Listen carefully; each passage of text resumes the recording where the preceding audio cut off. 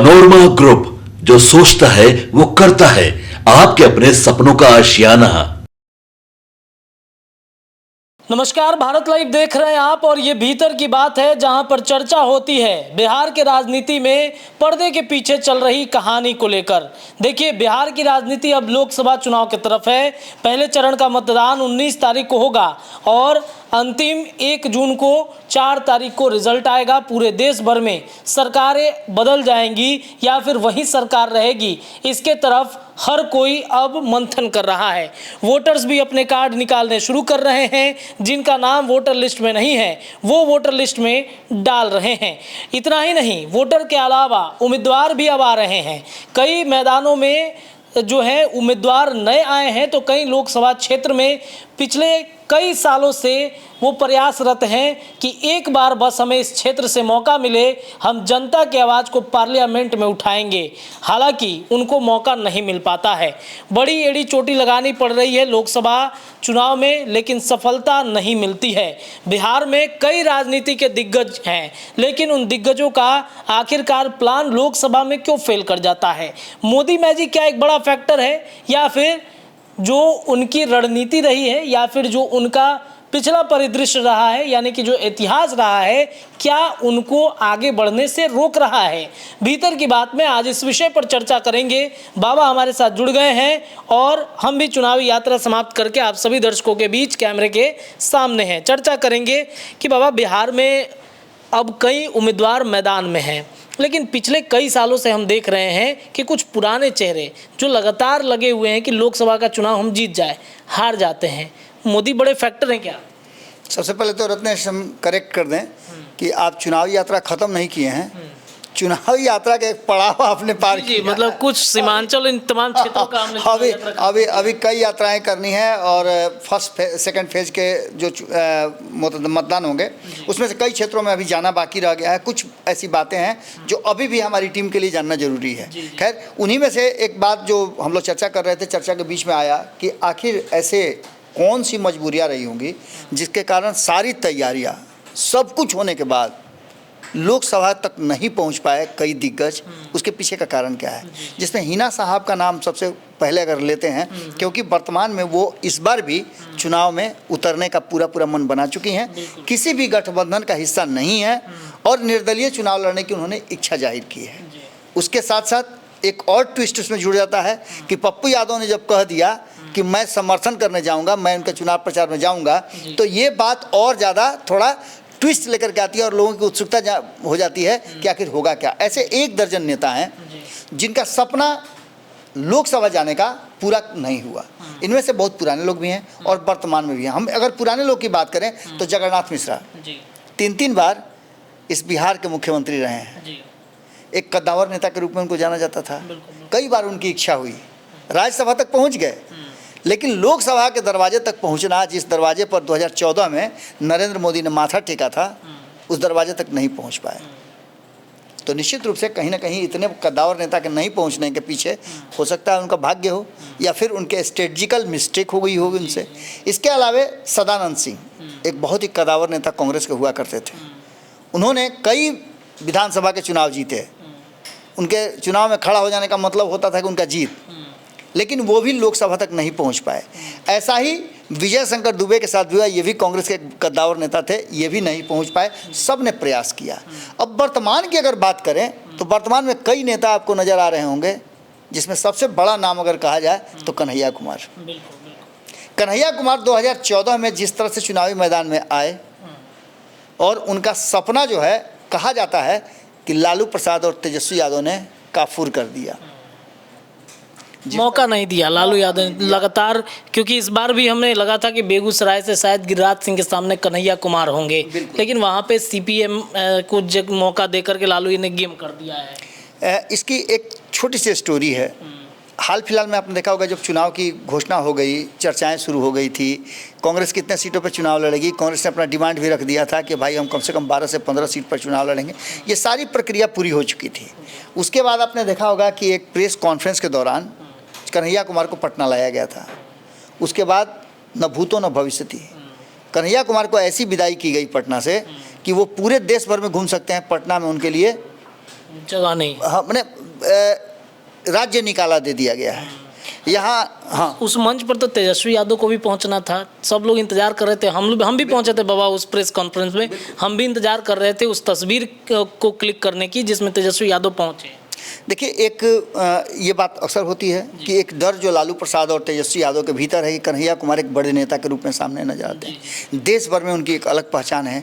उनकी वाक्पटुता की बात कर लें या जो तथ्यों के हिसाब से वो अपनी बातें रखते हैं, रटा रटाया कुछ भी नहीं है, तो निश्चित रूप से एक डर तो है कि एक नेता के रूप में अगर मौका उनको मिलता है तो वो उभर सकते हैं। चिराग पासवान उसी में से एक नेता हैं। ये सारी बातें कहीं ना कहीं एक बात की तरफ इशारा जरूर कर रही हैं कि जब जब नाम कन्हैया कुमार का आएगा तो सीधे चेहरा नजर आएगा तेजस्वी यादव का, जिन्होंने 2014 में उनके रास्ते पर कहीं ना कहीं बैरियर लगा दिया था और उस बैरियर को पार नहीं कर पाए। 2019 की बात, माफ़ कीजिएगा मैं 2014 बार बार बोल रहा था, 2019 की बात थी। करेक्ट कर लीजिएगा, गलती मिस्टेक हो ही जाता है। 2019 की खबरें बहुत सारी आती जाती रही। बिल्कुल। तो 2019 की बात मैं कर रहा था और 2019 के बाद 2024 में उनका सपना बनने से पहले, देखने से पहले ही टूट गया। यानी कि अब ये एक चर्चा और चल रही है कि कहीं ऐसा तो नहीं कि उन्हें दिल्ली से चुनाव लड़ाया जाएगा, लेकिन बिहार के होते हुए बिहार से नहीं लड़ाया जाएगा। ये कितना समझिए कि ये राजनीतिक दुर्भाग्य है इस बिहार का भी और बिहार के राजनीतिक जो माहौल बने हैं उसका। इसके अलावे आप बात करें तो शेखर सुमन जो इसी बिहार के रहने वाले हैं, आए थे यहाँ भी और टक्कर उनको करना पड़ा सीधे सुपरस्टार शत्रुघ्न सिन्हा से। नहीं जीत पाए, इनका भी सपना कफूर हो गया। फिल्मी दुनिया के बहुत सारे लोगों ने बिहार में अपना किस्मत आजमाया है, उसमें से एक नाम प्रकाश झा का भी आता है। प्रकाश झा ने भी एक बार नहीं 3 बार प्रयास किया। जब एक समय था कि प्रकाश झा सबसे ज़्यादा टॉप पे चल रहे थे, पहले निर्दलीय लड़े, उसके बाद लोक जनशक्ति पार्टी ने उनको टिकट दिया, उसके बाद नीतीश कुमार को लगा कि इस बार हम आजमा लें, उन्होंने भी उनको मौका दिया, लेकिन वो चुनाव नहीं जीत पाए और अंततः उन्होंने सरेंडर कर दिया। इसके अलावे नीलम देवी की बात कर लीजिए, जब वो मुकामा में खड़ा होती हैं तो उनको वोट मांगने की ज़रूरत नहीं है, सीधे जीत जाती हैं।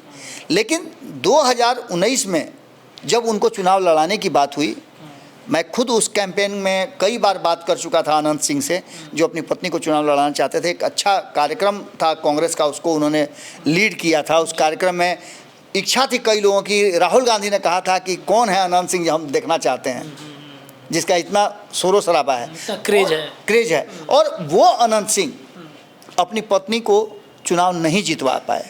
इनका भी सपना नीलम देवी का अधूरा रह गया। इस बार भी तैयारी थी कि कहीं वो पाला बदली हैं तो उनको मौका मिलेगा, लेकिन जैसे ही आपने देखा कि नीतीश कुमार फिर से एनडीए में आए, मामला फिर वहीं टाइट फिस हो गया और उनका सपना फिर से वहीं अधूरा रह गया।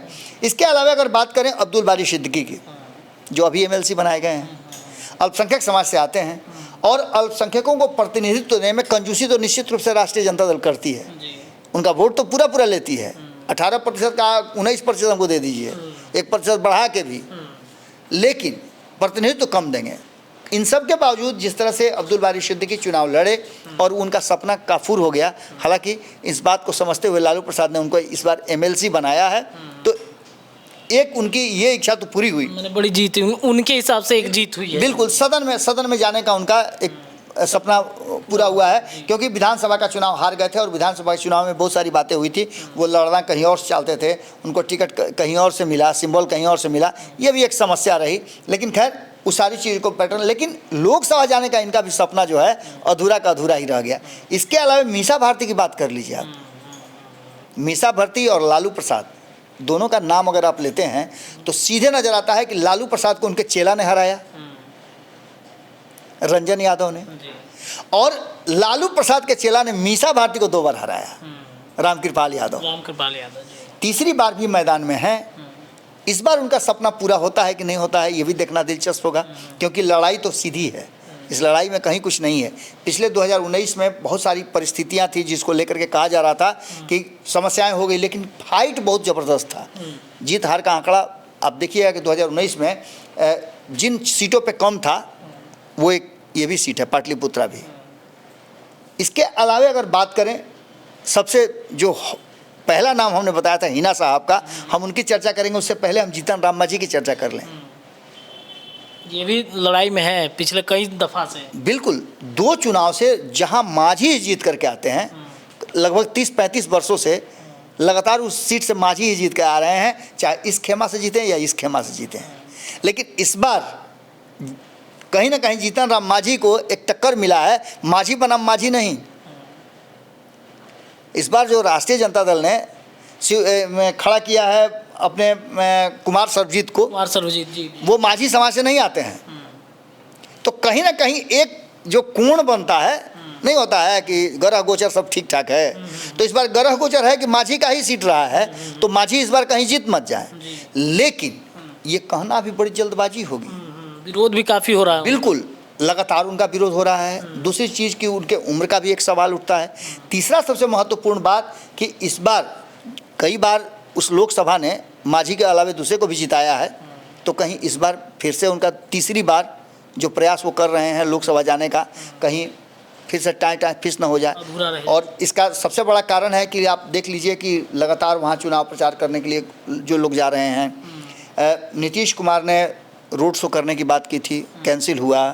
प्रधानमंत्री खुद वहाँ पहुँचने की अपना बना चुके हैं, वो भी एक मैटर है। लेकिन इन सब के बावजूद यहाँ आकर के मामला फंसता हुआ नज़र आ रहा है कि क्या इस बार जीतन राम मांझी को पार पाने देंगे कुमार सर्वजीत। क्योंकि आपने देखा होगा कि मछली से लेकर के और बाकी जितना भी चर्चा है सब यहीं से होकर के जमुई तक पहुँच रहा है। ये 4 सीट जो है ना, ये ट्रेंड सेट कर दिए कि कौन मछली खा रहा है, कौन कांटा फंसा रहा है, लेकिन चुनाव की चर्चा नहीं हो रही है। और यही सब चीज़ जो है ना, मछली कांटा, लोगों को भ्रमित कर करके और मजबूर कर देता है।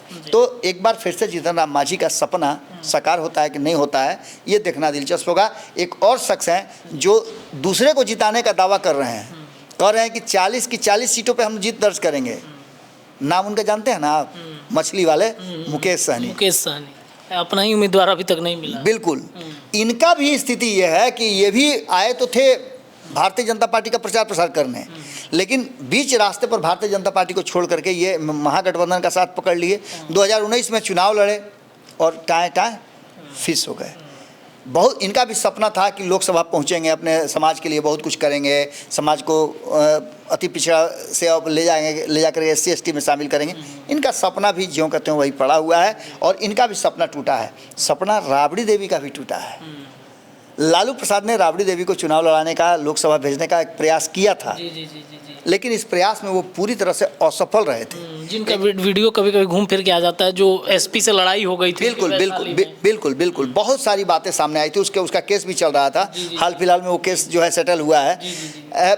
इन सारी बातों को लेकर के राबड़ी देवी जो हैं वो भी अपने लोकसभा के भीतर बैठने का सपना जो है अब तक सपना ही है। लालू प्रसाद प्रयास कर लिए, तेजस्वी यादव प्रयास कर लिए, सारा परिवार प्रयास कर लिया, लेकिन राबड़ी देवी का सपना भी पूरा नहीं हुआ। ये भी 2 बार CM रही है बिहार की। इसके अलावा जिस सबसे हॉट नाम की चर्चा कर रहे हैं, सबसे हॉट सीट की चर्चा कर रहे हैं सिवान की, जहाँ से हिना साहब कई बार कोशिश कर चुकी हैं, जिनके पति 4 बार वहाँ से सांसद रहे हों।